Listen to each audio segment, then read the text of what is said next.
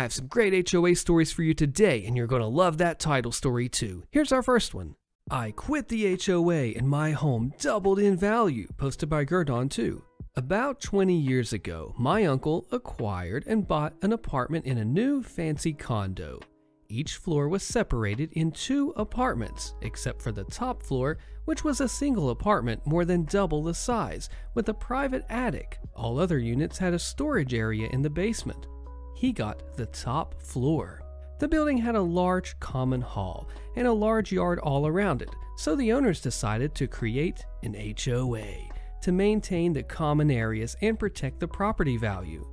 My uncle has always been an independent man, so he wasn't keen on the idea, but he recognized it was necessary. However, he proposed an article in the statute allowing any member to recede from the HOA by paying a contribution and entering a limited agreement. People under this contract would not be in the HOA, but would be required to contribute to common expenses like light, cleaning, administration, and so on, and maintenance, although in this case the HOA was required to confront their respective quotes for the job before proceeding. Since the votes were based on surface owned, and he thus had the swing vote, the rule was included in the statute. A couple of years go by without a hitch, and the HOA works as planned. A couple more units are sold, and everything is fine and dandy.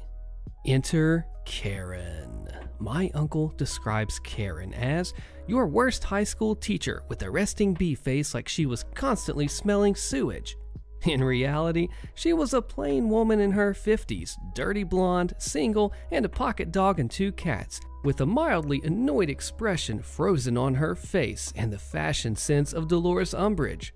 Although after starting reading Reddit posts, I'm having a hard time not superimposing the classic Karen hairstyle on her. She was one of the original owners, but never had much interaction with the others. The first time my uncle took any notice of her was when she tried to introduce a rule preventing children from playing in the common hall because their rowdiness and the prospective damage they could cause might decrease property value. My uncle didn't like participating in the meetings, and he didn't have kids yet, but that time he intervened, saying that he'd rather have happy kids around, even if that meant losing a bit of value, and proposed creating an emergency fund for the accidental damage instead. Karen was outvoted. While they were leaving the conference room, she threw a look at him like she was about to breathe fire on him. He disliked and distrusted her from that moment on. Karen tried several times to pass more restrictive rules, but she kept getting outvoted, even thanks to my uncle's double vote. But at the same time, she was doing something else. She was buying additional units and forcing her rules onto her tenants, including those regarding the common areas. So that meant that her tenants' kids couldn't play with the other kids in the common hall. For instance, this one was nearly impossible to enforce, and it did lead to complaints. Over time, thanks to her by now 4 votes, Karen got a seat in the HOA. That was an alarm bell for my uncle, who filed to leave the HOA, as per his own article, on the same day. And not a moment too soon, as that article was canceled even before his request was processed. The HOA then initially denied his request, and he had to sue and go to arbitration to prove that he had filed his request before the rule was expunged. But from that moment, he was free. Over the next couple of years, he had to go to arbitration twice more. Once because the HOA demanded payment for a renovation without giving him the chance to present an alternate quote, and once because Karen and her newfound clique kept harassing him with fines that he didn't have to pay. He won both times, and Karen was beyond hate. Every time they met each other, she looked at him with such a contempt that he actually started fearing for his safety. In this period, Karen's increasingly restrictive rules had caused a high turnover, both of tenants and of owners. Even if everything was still in pristine condition, and Karen was very good at that, the HOA rules were a hard sell. This had decreased the value of the apartments a lot, and Karen used this to buy even more lots. She ended up with 6 total. When my aunt got pregnant, they decided that the condo was not really kid-friendly anymore, so they decided to sell. As I mentioned, the property value had dropped in recent years, but evidently not my uncle's apartment. When he put it on the market, he advertised it as free from the local HOA. He ended up selling it to one of the former residents for almost double the price for square foot than any other apartment in the building. Happy end? But wait, there's more. A couple of weeks after moving, my uncle received a call from the very distraught new owner saying that the members of the HOA are harassing him and that Karen has threatened to sue him because the HOA has a new rule that all new owners must sign up for the HOA. My uncle verbatim said, "So, you're not part of the HOA, and you don't need to give a crap about the rules they make." The new owner pauses as he processes the information. Yes. They chatted a bit, and the new owner, after enduring for years, was quite happy about the prospect of screwing with Karen and the powerless HOA. Update. How come the building didn't have a board already? Someone asked. Well, apparently the company that built the condo had gone belly up sometime earlier with the building virtually complete, and the company that liquidated it wasn't really concerned with stuff like that, only recovering money fast. That left the buyers to manage the property by themselves, or they were delegated to do so. The HOA tries to force OP to follow rules that don't apply to them. They don't have to report to the HOA. Here's the story. My friends Jess, Megan, and I rent a house. We're all recent college graduates, young professionals, and we're decent roommates to each other and decent neighbors, as far as I can tell. The house we rent is part of a homeowners association, and the way that the laws work is that the HOA has a legal contract with the homeowner, and the homeowner who is leasing out a property has a legal contract with his tenants. But the HOA has no authority over the tenants legally. It's on the landlord to include the HOA rules in his lease with the tenants. Anyway, some of the HOA rules were in the lease, like only having cars parked in the garage and driveway, none on the street, and also no political signage in the front yard. But there were relatively few. The lease was pretty much your standard lease. Anyway, neighbors have come over several times to tell us about HOA laws that we're breaking. Not just the same few neighbors, there have been like 8. For example, they said we could not have junker cars in the driveway, and I was like, hey, it's not a junker. It runs, I drive it every day. Plus, you should be taking this stuff to the landlord. He's the homeowner in your association. The guy went off on me about how having cars like mine around lowers the property value, and I was like, my agreement was with the landlord. My lease says nothing about what cars that I can have. They don't like how my roommate has astrology wall tapestries over the windows instead of curtains, or how we have a fire pit outside, or how many friends that we have over even though we never break the rules about cars. Few of our friends drive. They told my roommate it's not allowed to do DIY projects like woodworking or car maintenance in the driveway, and told me about noise rules that do not line up with the city noise ordinance. They told my roommate her friends can't lock their bicycles up to the deck railing. Anyway, every time we tell these people that their contract is with the homeowner and our contract is with our landlord, we're following our contract and their contract is between them and the landlord. And they've complained that the landlord's hard to get a reach of. He travels a lot and he's not communicative. And we are the ones living in the community and we need to follow its rules. And everyone's saying to just read your lease, it should say this or that. We've read the lease. It doesn't say a thing about the HOA even directly. My roommate also had a local lawyer look at the lease and the local laws. That's where I got the info about the laws in this post. I'm going to trust a lawyer who knows my area's laws over what Reddit thinks the law should or might be. We can't get these fines passed down unless they're for violating our lease agreement. We can't get evicted by our landlord if we pay rent and follow the lease terms. The HOA can't evict us either.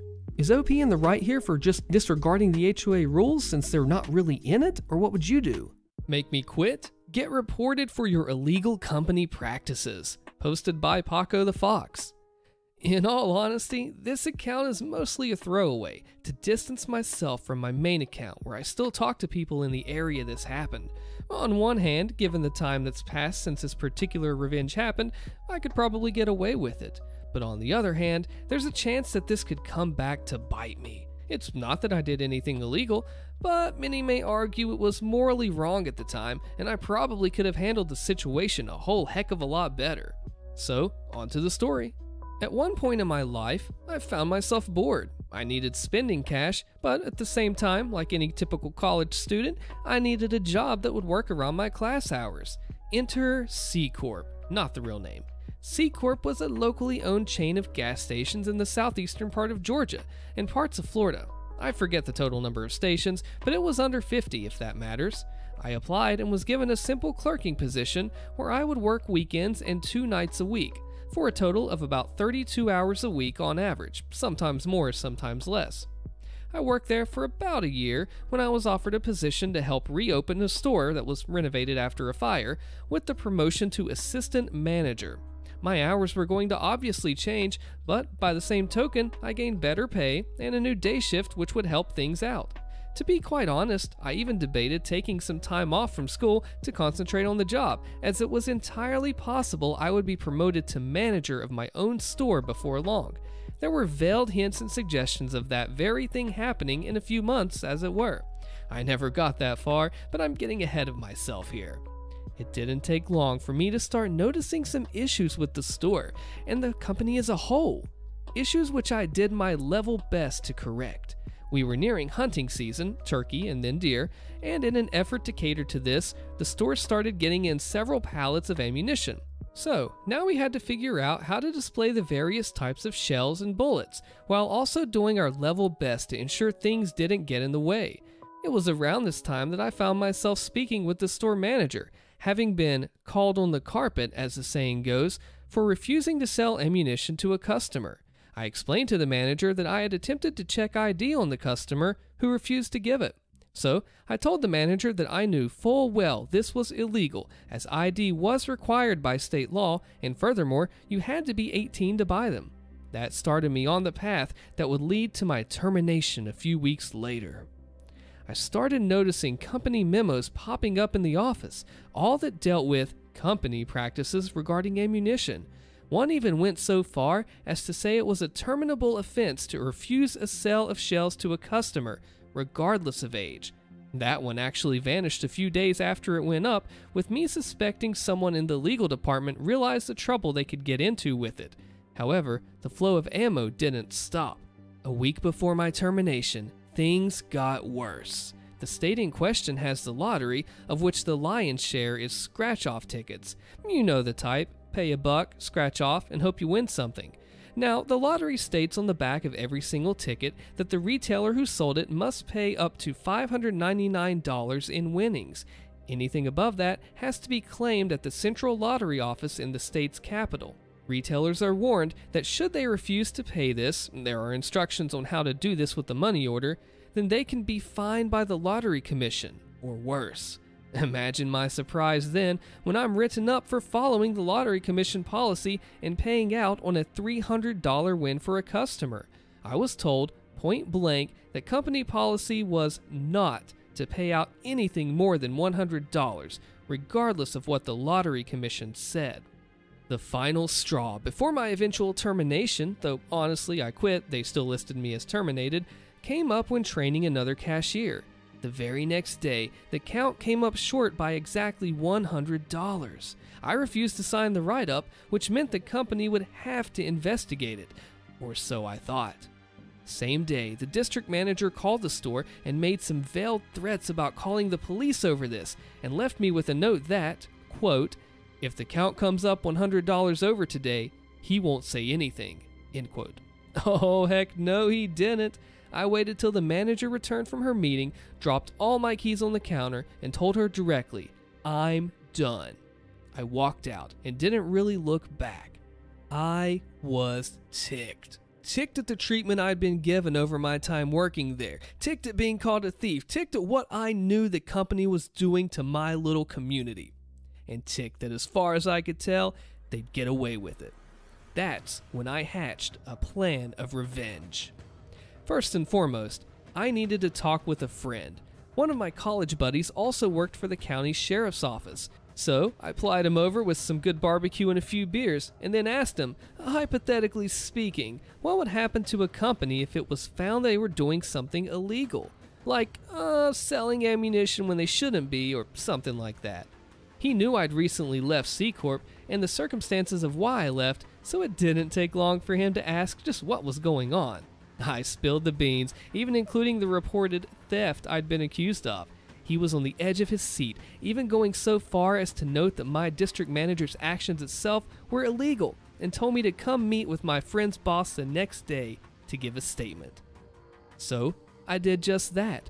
I laid out everything, told about the memo, about not refusing sales against state law, and then gave detailed information about the DM's call, the incident itself, and the other things I'd witnessed regarding illegal practices by the company, though not mentioned here. It took the better part of 4 hours to get everything told and typed out. By the way the detective acted, I got the impression I had either given him one heck of a caseload or broken some case right open. Fun. However, I wasn't really done yet. I had one more call to make. That one would prove pretty simple and short, and involved me calling the Lottery Commission and telling them about the company's policy which went against the lottery agreement. I was assured they'd look into things and that my information would be kept secret. I just had to sit back and wait. The fallout. 2 or 3 weeks later, our local paper ran a story on the front page talking about a multiple department sting that happened in our area. The sting was investigating illegal sales of weapons, alcohol, and ammunition to minors. In that raid, C Corp had been hit hard, with several of their stores being shut and several managers and district managers being arrested on various charges tied to this illegal activity. The company was facing severe, in the 7-figure range, fines from the state, and it was being called into question whether or not they had the proper license to sell ammunition and pew-pews, as they're called, in the first place. The only mention about what the DM had said to me came in the form of one of the investigating officers noting that the company had resorted to blackmail in an attempt to silence anyone who dared question the company policy or practices. The stores did remain open, but you could tell that the managers were seriously nervous about what the future held. Sales of ammunitions and pew-pews stopped completely and overnight though. About a week after the raid by the police, lottery tickets of all kinds simply vanished from the stores. Big signs out front simply read, "We do not sell lotto." The validation machines were gone. The scratch-off ticket areas lay empty. Lottery was not in the building. I can only guess what happened in that case, but I wouldn't be surprised if the Lottery Commission sent people in with winning tickets only to have those people turned away. The fact that they lost their lottery sales would point to it being a serious issue at the very least. That or the Lottery Commission decided to distance themselves from the company, which was already under federal investigation. Yes, the ammunition and the pew-pews thing went federal. Ultimately, the company was a shell of its former self. About half the gas stations ended up closing due to no longer being profitable, and what stations didn't close were just shells of their former selves. The company eventually declared bankruptcy after a final scandal brought them another round of state and federal fines. In that case, they were busted for price gouging after raising the gas price per gallon to about $6 a gallon in cities where they had no other competition. This happening just prior to a pending tropical storm. Today, it's been close to 15 years since this all went down. C Corp doesn't exist any longer. After declaring bankruptcy, most of the stores were sold off to a competitor who ended up closing all but 5 or 6 of the stores due to redundancies. A whole host of, honestly, innocent people ended up out of work simply because the store decided to F over one guy who wanted to do the right thing by law and state policies. Several of the corporate staff were given 2 and 3 year suspended sentences, while others ended up paying personal fines on top of what the company was facing. The company has become something of a warning to others about what not to do when an employee voices a concern, and above and beyond that, why it's a good idea to follow the letter of the law exactly as it's written, regardless of if it hinders your bottom line or not. I sometimes think back on the whole affair and wonder just what they hoped to achieve with that blackmail attempt. Some part of me thinks that the DM honestly thought it was the best option and may have even been trying to help out an employee he liked. That was something that always bugs me looking back. Every interaction I had with the guy was a good one, right up to him grooming me to be another store manager. So maybe he was trying to protect me. Then again, he could have just been the a-hole that I assumed, and that was him showing his true colors. I guess we'll never know. He moved out of the area a few years later, and I sure as heck wasn't about to talk to him again. Not after everything that had happened. Evil Stepfather, posted by Kveldson. When I was 15, my mom started dating a man she met on a dating website. I didn't like him the first time I met him, and 2 months later, he moved into the house. About 3 weeks after he moved in, he took my skateboards, self-built half-pipe, ramps, BMX bike, ice hockey gear, and many other things to the dump one day while I was at school. He said he did this because he didn't want all of my crap cluttering up his garage. Maybe 2 months later, he punched me in the stomach for the first time because I got up from the dinner table without asking to be excused. From there, it escalated into full-fledged beatdowns for the smallest perceived slight to his authority. One day, he decided to take my extensive Pokemon card collection, even more extensive comic book collection, my Game Boy and PS2 with all the assorted games, and my fantasy and sci-fi book collection, and got rid of all of it, because 15-year-old boys should be playing football and baseball, not being a bundle of sticks nerd playing Pokemon cards, reading comics and books. I would like to add that he was a middle school teacher, and then his off-time refereed and umpired local middle and high school sports games. My mom never intervened, and in fact acquiesced when he demanded that she stop giving me lunch money because the little jerk would just spend it on comics and other crap. One day, I took maybe $3 and change out of his change jar so that I can buy a slice of pizza and some fruit punch during lunch at school because I was tired of being hungry. My twin sister was always a bit of an a-hole and frequently blackmailed me into doing her chores from a young age. I was fed up and refused to do something, so she told him what I'd done. This man actually called the police and pressed a larceny charge against me, and once the police had left, beat me senseless. At that point, I ran away. When the cops found me and returned me to my home, I found out that he'd been trying to talk to my mom into sending me away to military school or something of that nature. I ran away again, and between having run away several times and the larceny charge, ended up turning 16 in juvenile detention. I spent the next couple of years being miserable and afraid, frequently contemplating permanent self-harm. Once I left home, I didn't speak to my mom for several years. We eventually reconciled, and by that point, they had married. I was a lot bigger then, as I had been a young teenager and had gotten into weightlifting, so he no longer acted like he was going to punch me to make me flinch, much less actually hit me, and we basically avoided each other for the most part. My mother found out that she had stage 4 cancer and no longer wanted to waste any of the time she had left with him.